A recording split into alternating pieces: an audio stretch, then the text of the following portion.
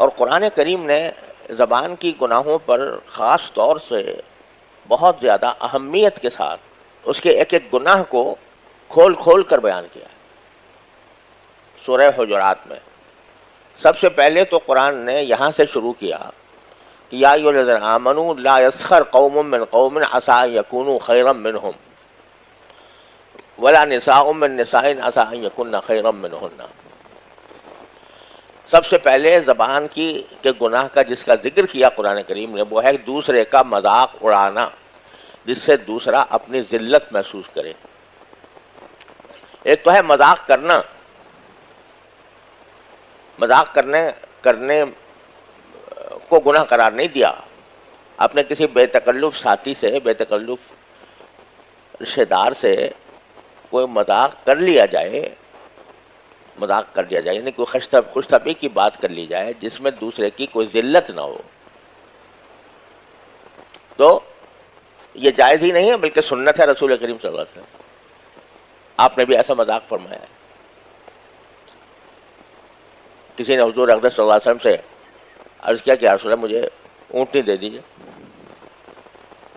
اونٹنی اس زمانے میں بڑی دولت سمجھی جاتی تھی. تو آپ نے فرمایا ہم تمہیں اونٹنی کا بچہ دیں گے. وہ کہنے لگا جی اونٹنی کا بچہ. میں کہنے لگی کہ اونٹنی کا بچہ لے کے میں کیا کروں گی. کہا کہ خدا کی بندی یہ جو بھی میں تمہیں دوں گا وہ کسی نہ کسی اونٹنی کا بچہ تو ہوگا. تو یہ اس سے دل لگی کی بات کر لی آپ نے. یہ تو کسی بھی یہ سنت ہے. یہ صرف جائز ہی نہیں سنت ہے رسول کے لیے. اگر مذاق بھی آدمی سنت کی نیت سے کرے تو امید ہے انشاءاللہ سنت کا بھی ثواب ملے گا.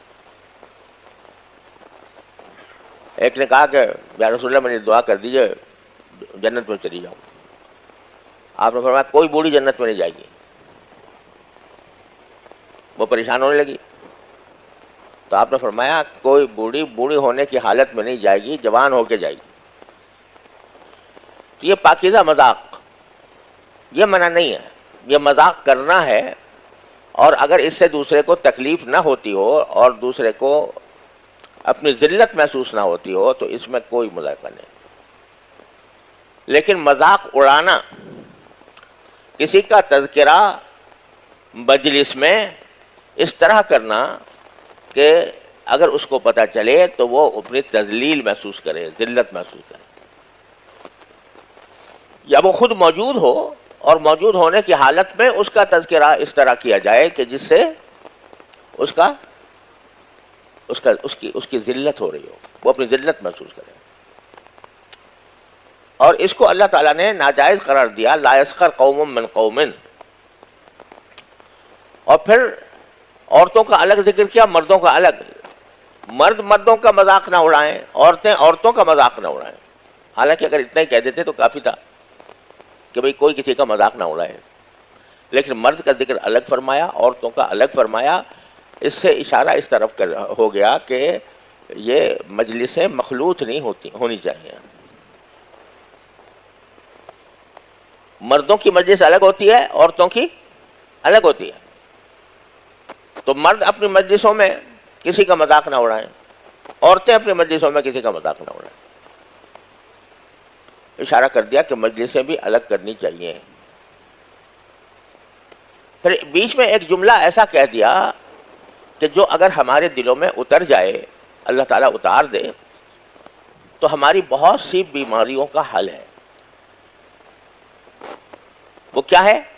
جب یہ فرمایا کہ لا یسخر قوم من قوم, کچھ لوگ دوسرے لوگوں کا مذاق نہ اڑائیں, تو ساتھ میں ایک جملہ فرما دیا کہ عسیٰ ان یکونوا خیرا منہم. جن کا مذاق اڑا رہے ہو سکتا ہے کہ وہ تم سے بہتر ہوں. کیا معنی بہتر ہوں؟ کہ اللہ تعالیٰ کے نزدیک بہتر ہوں. کیا معنی کہ بہتر ہوں؟ یعنی آخرت میں ان کا انجام تم سے زیادہ بہتر ہو. تم تو ان کو تانے دے رہے ہو, تم ان کا مذاق اڑا رہے ہو, اللہ جل جلالہ کیا محبوب ہے. اللہ تبارک و تعالیٰ نے ان کے لیے جنت رکھی ہوئی ہے. پتہ ہے کسی کو دوسرے کے انجام کا؟ اپنے حساب سے آپ کسی کو اپنے سے کمتر سمجھ کر اس کا مذاق اڑا رہے ہو. مذاق اسی وقت اڑایا جاتا ہے جب آدمی اپنے آپ کو اونچا سمجھے اور دوسرے کو نیچا سمجھے.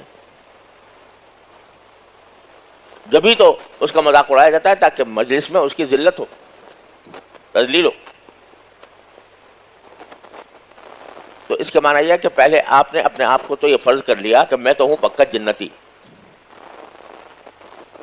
اور میں تو ہوں کامل اور مکمل، اور یہ شخص ہے جو کہ اس لائق ہے کہ اس کا مذاق اڑایا جائے. تو خدا کے بندو، تمہیں پتا ہے تمہارا کیا انجام ہوگا تو دوسرے کا کیا انجام ہوگا. میں نے اپنے حضرت والد ماجد قدس اللہ تعالیٰ سرہ سے سنا کہ ایک بزرگ تھے، واقعتاً بزرگ تھے، بناوٹی نہیں، حقیقی معنی میں بزرگ تھے. کوئی بیوقوف آدمی آ کر ان کو کہہ گیا تو کتا ہے. کتا کہہ گیا نہیں، بلکہ کہہ دیا تو کتے سے بھی بدتر ہے. اب ایک اللہ کا بندہ، بزرگ آدمی، متقی پرہیزگار، لوگ اس کو بزرگ سمجھتے ہیں، لوگ اس کی تعظیم کرتے ہیں، اس کے اوپر آ کے کہہ گیا کتا، کہہ گیا کتے سے بھی بدتر. یا تو منہ پر کہہ گیا یا کسی سے کہہ دیا کہیں تو اس نے آ کے نقل کر دیا کہ وہ آپ کے بارے میں یہ کہہ رہا تھا. تو ان بزرگ نے جواب دیا کہ بھائی ابھی میں کچھ کہہ نہیں سکتا کہ میں کتے سے بدتر ہوں یا نہیں، ابھی میں کچھ کہہ نہیں سکتا. جب یہ آنکھیں بند ہو جائیں گی اور باری تعالیٰ کی بارگاہ میں حاضری ہوگی تو اس وقت پتہ چلے گا کہ میں کتا مجھ سے بہتر تھا یا میں مجھ سے بہتر تھا. کیونکہ اگر اللہ تبارک و تعالیٰ کے ہاں پکڑ میں آ گیا، اپنے کسی برے عمل کی وجہ سے پکڑ میں آ گیا العیاذ باللہ اور جہنم جانا پڑا، تو یقیناً وہ ٹھیک کہہ رہا تھا کہ میں کتے سے بدتر ہوں. کیونکہ کتے کو جہنم میں نہیں جانا، کتے سے سوال جواب نہیں ہونے، کتے کو اپنے عمل کی سزا جہنم اور دوزخ کی شکل میں نہیں بھگتنی. اب مجھے بھگتنی. تو ٹھیک کہا اس نے کہ میں کتے سے بدتر ہوں، اس صورت میں ٹھیک کہا. اور اگر اللہ تعالیٰ نے کرم فرما دیا اور اس کرم کے نتیجے میں مجھے جنت میں پہنچا دیا، اس وقت میں پکی طور پر کہہ سکوں گا کہ ہاں میں کتے سے بہتر ہوں. اس کی گالی کو بھی ایک مسئلہ بنا دیا. جو آدمی گالی دے رہا ہے اس کو بھی ایک مسئلہ بنا دیا کہ مجھے خود پتہ نہیں ہے کہ میں کتے سے بہتر ہوں یا بدتر ہوں، ابھی نہیں پتا. اللہ اکبر. تو قرآن ہمیں اس جملے کے ساتھ جب یہ کہا کہ مذاق نہ اڑاؤ ایک دوسرے کا، تو وہاں ساتھ میں ایک اصولی بات بتلا دی جو صرف اس جگہ نہیں ہر جگہ کام آئے گی. وہ کیا؟ کہ ہو سکتا ہے جس کا تم مذاق اڑا رہے ہو وہ تم سے بہتر ہو، اللہ کے ہاں بہتر ہو. تمہیں ایسے ہی نظر آ رہا ہے معمولی سا، تمہیں ایسے ہی نظر آ رہا ہے کہ کپڑے اس کے خراب، چہرے پہ اس کے مٹی، مزدوری کر رہا ہے، کاشتکاری کر رہا ہے، عقل کم ہے. لیکن باری تعالیٰ کے ہاں اس کا کیا مقام ہے؟ باری تعالیٰ کے ہاں اس کا کیا مقام ہے یہ تمہیں کچھ پتہ نہیں.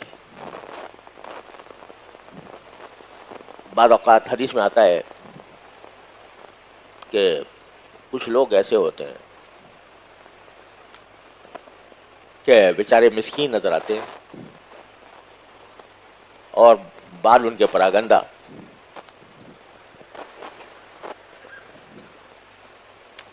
بال ان کے پراگندہ یعنی بظاہر دیکھنے میں بے ڈھنگ نظر آ رہے ہیں، بے ڈھنگے. اور ان میں کوئی خصوصیت ایسی نظر نہیں آ رہی کہ بھئی یہ بہت نمازیں پڑھتے ہیں، بہت صدقے دیتے ہیں، بہت نفلیں پڑھتے ہیں، بہت تلاوت کرتے ہیں، ایسی بھی کوئی خصوصیت نظر نہیں آ رہی. لیکن اللہ تبارک و تعالیٰ کے ہاں ان کا مقام ایسا ہوتا ہے کہ لو اقسم علی اللہ لابرہ، اگر وہ اللہ کے بھروسے پر کوئی قسم کھا لیں تو اللہ ان کے قسم کو سچا کر کے دکھاتا ہے. تو کسی کے ظاہری حال کو دیکھ کر بعض اوقات لوگ جو ہیں کسی دوسرے کی صورت کا مذاق اڑانا شروع کر دیتے ہیں. کوئی آدمی جو ہے بیچارہ صورت اس کی خوبصورت نہیں ہے، کچھ تھوڑی بہت ادھر ادھر بگڑی ہوئی ہے، اس کا مذاق اڑانا شروع کر دیا. ارے بھائی صورت تو اللہ تعالیٰ کی بنائی ہوئی ہے. وہ الذی یصورکم فی الارحام کیف یشاء. تو اس کا اوپر مذاق کرنا یا اس کو مذاق اڑانا، اس کی وجہ سے ذلیل کرنا کیسے جائز ہو سکتا ہے؟ بہرحال میں کہنا یہ چاہ رہا تھا کہ مذاق اڑانے کو تو اپنی جگہ ناجائز قرار دیا قرآن کریم نے، لیکن اس کے ساتھ جو ایک اصولی بات بتا دی جو آدمی کو ہر وقت اپنے سامنے رکھنی چاہیے، وہ کیا کہ ہو سکتا ہے یہ مجھ سے بہتر ہو. اچھا، مذاق اڑانا بھی دو صورتیں ہوتی ہیں. ایک مذاق اڑانا ہے اس شخص کی موجودگی میں، جس کا مذاق اڑایا جا رہا ہے وہ سامنے موجود ہے اور وہ اس سے ذلت محسوس کرتا ہے. یہ تو براہ راست حرام ہوا، ناجائز ہوا. ایک صورت یہ ہے کہ وہ خود موجود نہیں ہے اور اس کے غیر موجودگی میں تم اس کا مذاق اڑا رہے ہو مجلس میں، لوگوں کے سامنے. تو یہاں دو چیزیں جمع ہو گئیں: مذاق اڑانا جو بذات خود ناجائز تھا اور غیبت کرنا. تو دو گناہ جمع ہو گئے اگر مذاق اڑایا تو. یہاں یہ بات بھی واضح کر دوں کہ بعض اوقات دو آدمیوں میں ایسی دوستی اور بے تکلفی ہوتی ہے کہ وہ ایک دوسرے کا مذاق اڑانے سے کوئی ذلت محسوس نہیں کرتے. بے تکلفی کا ان کا معاملہ ہوتا ہے، دوستی کا معاملہ ہوتا ہے. وہ اس سے نہ اپنی تذلیل محسوس کرتے ہیں نہ اس کو برا جانتے ہیں. تو ایسی صورت میں شریعت نے کوئی ممانعت نہیں کی. کیوں؟ اس لیے کہ جو ممانعت ہے وہ دوسرے کی تذلیل کی ہے، اور جہاں تذلیل وہ سمجھتا نہ ہو بلکہ یہ بھی اپنی دوستی کے بے تکلفی کا ایک حصہ سمجھتا ہو تو پھر وہ علت ختم ہو گئی، وہ تذلیل باقی نہ رہی. لہذا اس کی اجازت ہے، اس کی گنجائش ہے.